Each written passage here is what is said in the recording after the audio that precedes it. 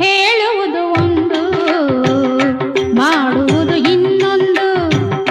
ನಂಬುವುದು ಹೇಗೋ ಕಾಣೆ ಪದ್ಮಾವತಿ ಪತಿ ತಿರುಪತಿ ಶ್ರೀ ವೆಂಕಟಾಚಲಪತಿ ಹೇಳುವುದು ಒಂದು ಮಾಡುವುದು ಇನ್ನೊಂದು ಪಮ ಪದ್ದದ ಪಮ ಪದ್ದದ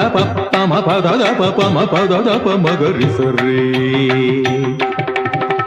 ನಿದನಿ ಸರಿಸ ನಿದನಿ ಸರಿಸ ನಿದನಿ ಸರಿಸ ನಿದನಿ ಸರಿಸ ಮಗರಿ ಸರಿ ರೀ ಏನ್ರಿ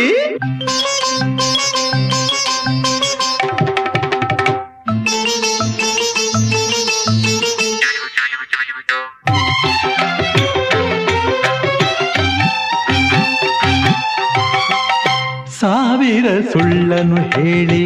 ಮದುವೆ ಮಾಡು ಎಂದರು.